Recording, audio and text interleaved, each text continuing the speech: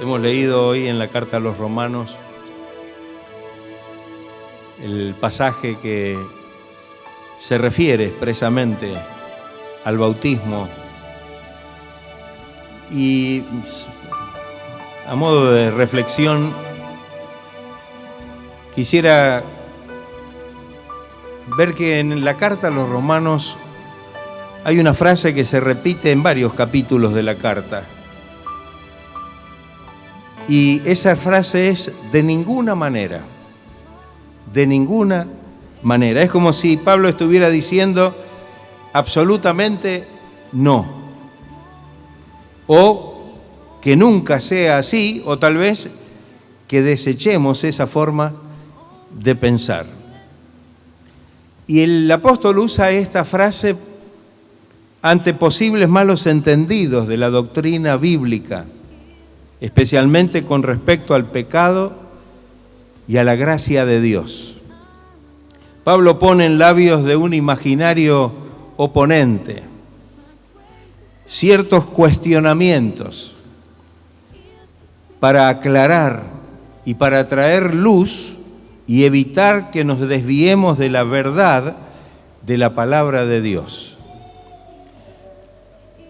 Aunque hay muchas menciones en la carta a los Romanos, yo sí solamente quisiera referirme a dos de ellas que hace Pablo, inclusive aún en el texto que hemos leído en esta mañana en primera instancia. Si abrimos nuestra Biblia, leemos Romanos capítulo 5, versículos 20 y 21, los dos últimos versículos, y luego del capítulo 6, que es el que leímos al principio, los versos 1 y 2. Dice así la palabra del Señor: pero la ley se introdujo para que el pecado abundase, mas cuando el pecado abundó, sobreabundó la gracia, para que así como el pecado reinó para muerte, así también la gracia reine por la justicia para vida eterna mediante Jesucristo, Señor nuestro. Y pregunta, ahí viene la pregunta de este imaginario oponente o objetor: ¿qué pues diremos? ¿Perseveraremos en el pecado para que la gracia abunde? Como siguiendo la línea de pensamiento del texto que leemos. Y Pablo entonces allí dice: en ninguna manera, absolutamente no, porque los que hemos muerto al pecado, ¿cómo viviremos aún en él? Yo creo que cuando Pablo pone en labios de ese objetor estas preguntas, seguramente es porque muchos pensarían en ese tiempo de esa manera, o estarían a lo mejor escuchando alguna voz de aquellos que estarían proponiendo esta línea de pensamiento, esta forma de pensar. Pablo había hablado del pecado y de la muerte que existían en el mundo antes de la ley. Cuando nosotros leemos en el 5, 13 y 14 de esta carta a los Romanos, dice: pues antes de la ley había pecado en el mundo, dice Pablo. Pero donde no hay ley, no se inculpa de pecado. No obstante, de todas maneras, reinó la muerte desde Adán hasta Moisés, aún en los que no pecaron a la manera de la transgresión de Adán, el cual es figura del que había de venir. ¿Quién es el que había de venir? Cristo. Él habló acerca de el pecado que había existido, como bien dice el texto, desde Adán hasta Moisés, es decir, desde el comienzo hasta Moisés. ¿Y por qué hasta Moisés? Hay ¿Hay algo que puede señalar la importancia de que hubiera sido hasta Moisés? Bueno, Moisés fue el que recibió la ley. Dios envió la ley mediante Moisés. Pero Pablo no estaba diciendo nada del tiempo entre la ley del monte Sinaí, es decir, que le dio a Moisés, y la obra de Cristo en el monte Calvario. Son dos etapas totalmente diferentes. Desde Adán hasta Moisés y luego desde Moisés hasta Cristo. Nos podríamos preguntar algo interesante. ¿No dio la ley un remedio contra el pecado que se introdujo en el mundo por la desobediencia de Adán? Dio una solución, dio un remedio, dio una salida. Pablo había dicho en el capítulo 3 y el versículo 20, ya que por las obras de la ley ningún ser humano será justificado delante de él, porque por medio de la ley es el conocimiento del pecado. Por eso ahora señala en el versículo 20, pero la ley se introdujo para que el pecado abundase. Para aquellos que creían que a lo mejor la ley les traía la posibilidad de justificarse delante de Dios, encontraron que realmente la ley había sido algo que hasta los había perjudicado. Porque donde no hay ley no se inculpa de pecado, pero venida la ley y venido el mandamiento, y Pablo lo dice como un testimonio personal en la misma carta a los Romanos, dice que el pecado revivió y yo morí. El pecado se hizo evidente por medio de la ley. Hay un para qué, y es hacer que el pecado mostrase su horrenda iniquidad y así ayudar al pecador a reconocer su terrible condición y arrepentirse delante de Dios y recibir la bendición a través de la gracia de Dios. Qué importante que nosotros podamos comprender bien esto. Aquellos que querían decir una cosa diferente, piensen ustedes que en tiempo de Pablo estaban los judaizantes, los defensores de la ley, los que decían que había que cumplir la ley para poder recibir la salvación.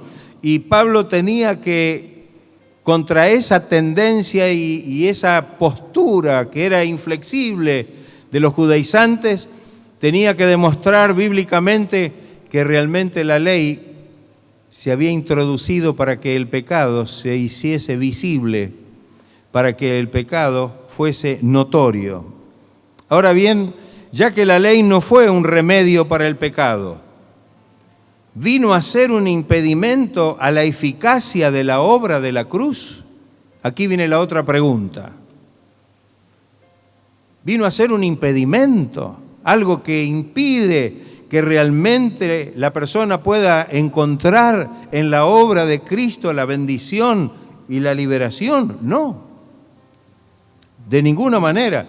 El apóstol siguió diciendo que cuando el pecado abundó, cuando el pecado se hizo notorio, se hizo visible, allí sobreabundó la gracia de Dios.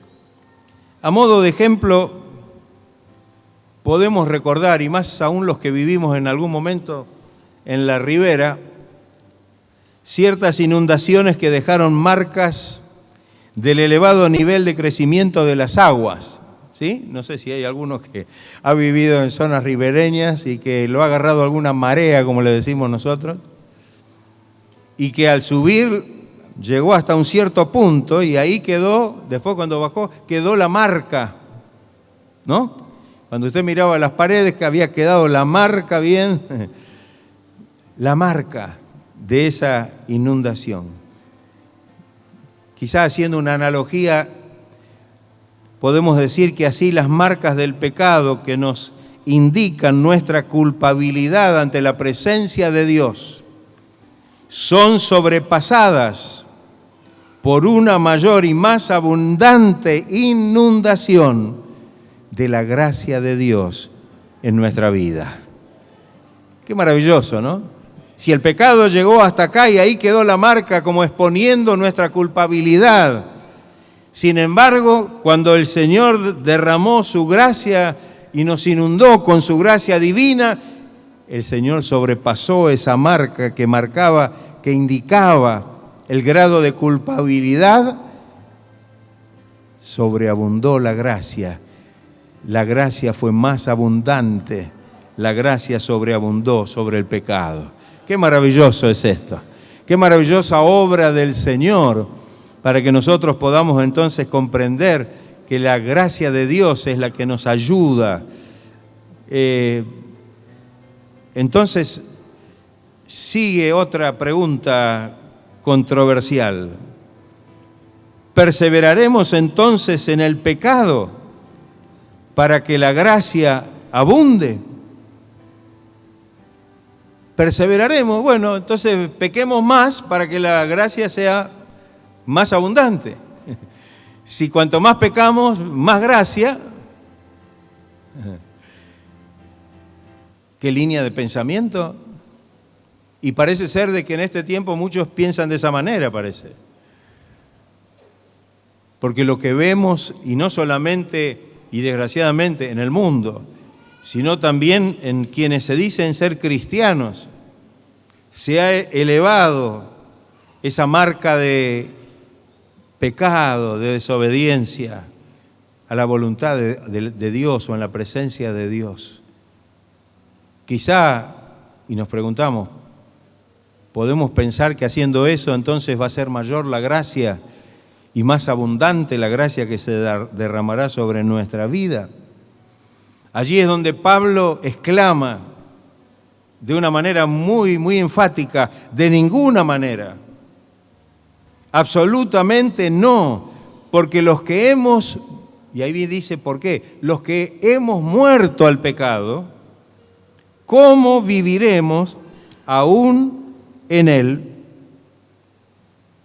Este morir al pecado con Cristo, o con el Cristo que muere, y resucitar a la nueva vida con el Cristo que resucita, se encuentra maravillosamente simbolizado por lo que hemos visto en esta mañana, que es el bautismo en agua por inmersión. La entrada al agua simboliza la muerte con Cristo. Cuando leemos en el versículo 3, dice: ¿o no sabéis que todos los que hemos sido bautizados en Cristo hemos sido bautizados en su muerte? La inmersión en el agua simboliza una sepultura. Y esto lo leemos cuando avanzamos en el versículo 4, la primera parte. Porque somos sepultados juntamente con Él para muerte por el bautismo. El emerger del agua, el salir del agua, simboliza la resurrección a una nueva vida. En la segunda parte del versículo 4 dice: a fin de que como Cristo resucitó de los muertos por la gloria del Padre, así también nosotros andemos, vivamos esta nueva vida que el Señor nos ha dado. ¡Qué hermoso! Por eso tiene tanta significancia el bautismo en agua. No es solamente algo que hacemos como un rito. Tiene un significado que debe estar acompañado con una actitud de fe. ¿Amén? Está acompañado con una actitud de fe, una actitud de obediencia, como decíamos antes. Que el Señor nos ayude para que podamos comprender esta verdad. La segunda mención la vamos a encontrar en el siguiente texto, en el mismo capítulo 6 de la carta a los Romanos. Vamos a leer ahora los versículos del 11 al 18. Dice, así también vosotros consideraos muertos al pecado, pero vivos para Dios en Cristo Jesús, Señor nuestro. No reine pues el pecado en vuestro cuerpo mortal, de modo que lo obedezcáis en sus concupiscencias, ni tampoco presentéis vuestros miembros al pecado como instrumentos de iniquidad, sino presentaos vosotros mismos a Dios como vivos de entre los muertos y vuestros miembros a Dios como instrumentos de justicia. Y dice el versículo 14, porque el pecado no se enseñoreará de vosotros, pues no estáis bajo la ley, sino que ahora estáis bajo la gracia. ¿Qué pues? Y ahí viene una de esas preguntas. ¿Pecaremos porque no estamos bajo la ley, sino bajo la gracia? Esto parece que fuera un contrasentido, pero muchos tal vez que piensan esto, ¿no? ¿Pecaremos porque no estamos bajo la ley, sino bajo la gracia? Pablo responde, de ninguna manera. No, absolutamente. ¿No sabéis que si os sometéis a alguien como esclavos para obedecerle, sois esclavos de aquel a quien obedecéis? Sea del pecado para muerte, o sea de la obediencia para justicia. Pero gracias a Dios, que aunque erais esclavos del pecado, habéis obedecido de corazón a aquella forma de doctrina a la cual fuisteis entregados y libertados del pecado, vinisteis a ser siervos de la justicia. Ahora Pablo explica por qué no debemos dejarnos dominar por el pecado. No debemos dejarnos dominar por el pecado. El pecado y su consecuencia directa es la muerte. ¿O no es así? La paga del pecado, dice Pablo, es muerte. Y esto reinó, dice la palabra, desde Adán hasta Moisés. Y desde Moisés a Cristo, aún más, porque la ley sirvió solamente para resaltar la tremenda realidad del pecado. En ese tiempo aún se enfatiza de una manera mayor lo tremendo y lo terrible del pecado. Pero Cristo terminó con el régimen de la ley para introducirnos en la esfera de la gracia de Dios, para que ya no estemos más obedeciendo al pecado para muerte, sino que ahora podamos estar obedeciendo al Señor, obedeciendo su palabra para la justicia.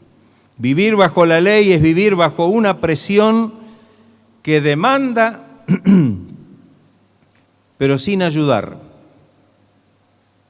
Advierte sin dar la fuerza para cumplir lo que se ordena. ¿O no es así?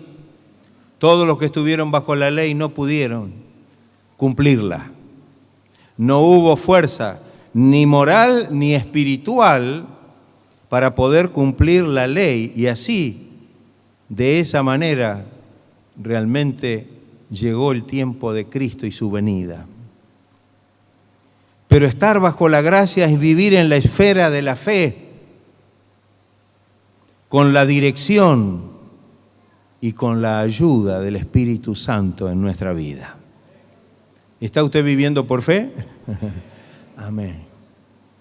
Qué distinto, qué diferencia, qué gracia maravillosa.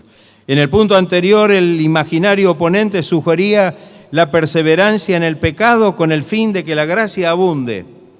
Y ahora, en este versículo 15, sugiere que puesto que el régimen de la gracia es de libertad, podemos hacer todo lo que nos plazca. ¿Será así?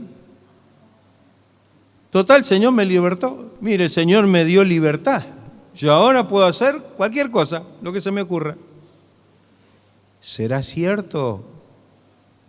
¿Serán ciertas estas palabras? El apóstol Pablo responde enfáticamente nuevamente, en ninguna manera. Esta es la segunda vez. En ninguna manera. No, absolutamente. Cuando le escribe a los Gálatas dice algo que lo podemos aplicar aquí. Porque vosotros, hermanos, a libertad fuisteis llamados. Qué lindo esto, ¿no? Fuimos llamados a libertad. Solamente que no uséis la libertad como ocasión para la carne, sino servíos por amor los unos a los otros. Hay un pensamiento que debe estar claro en nosotros y que este capítulo 6, perdón,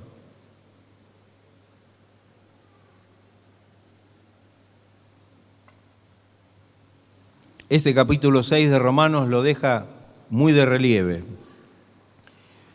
Tenemos que entender que nosotros, los seres humanos, hemos sido creados como seres dependientes. ¿Sabía eso? Por lo tanto, no puede el ser humano excusarse de servir. No puede excusarse. Fue creado con esa dependencia.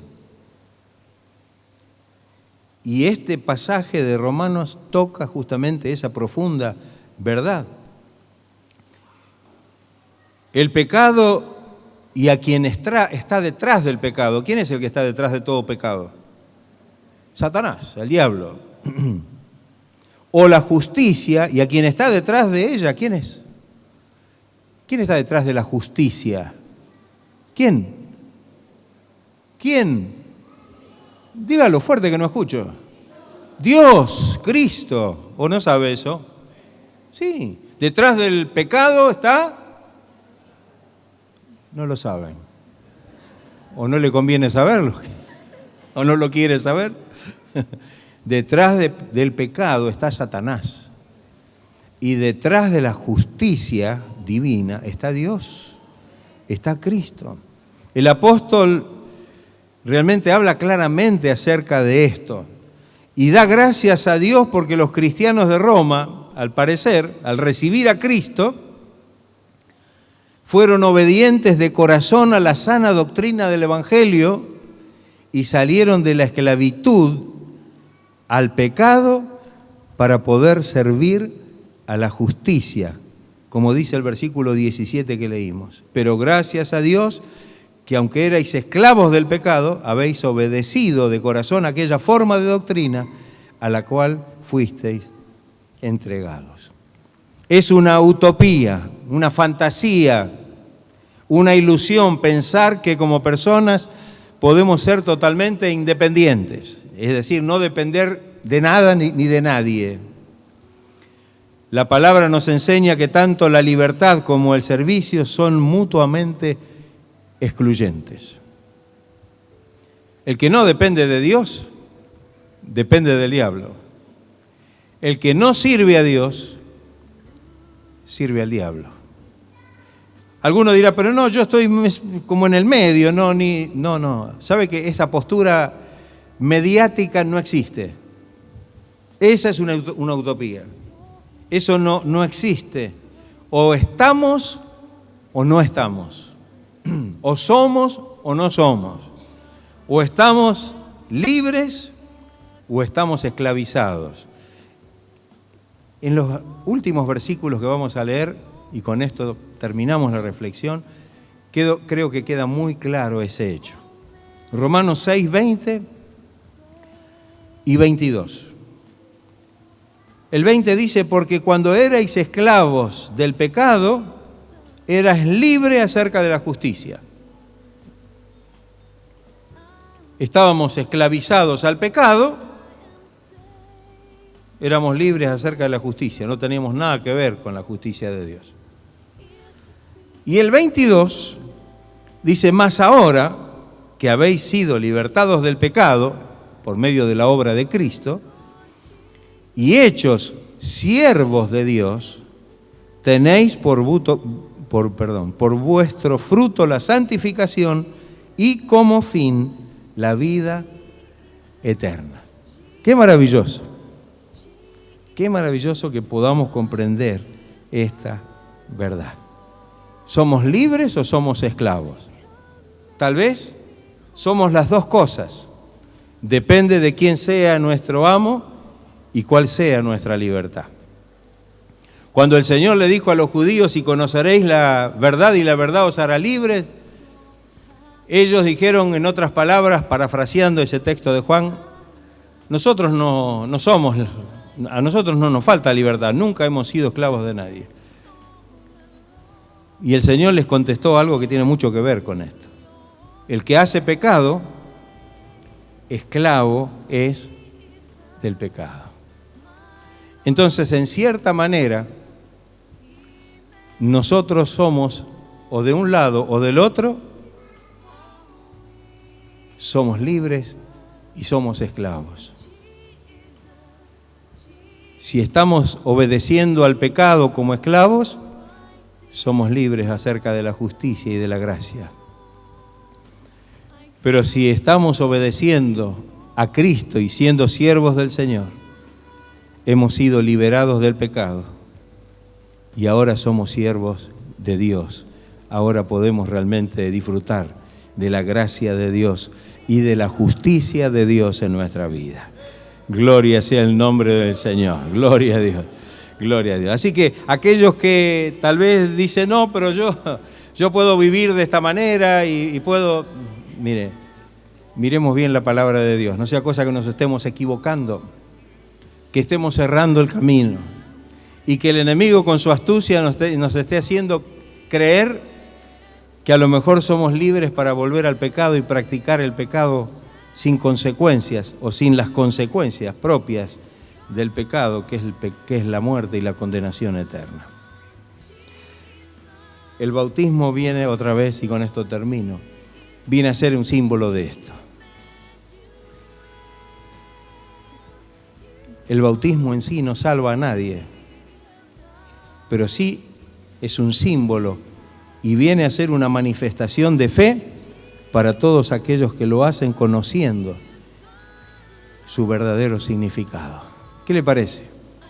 Le damos gracias al Señor en esta mañana porque hemos conocido al Señor, nos hemos bautizado en su muerte y ahora hemos resucitado con Él. Entonces podemos disfrutar de esta salvación y de esta libertad maravillosa que podemos recibir de parte del Señor. Vamos a estar de pie y darle gloria a Dios, darle gracias al Señor.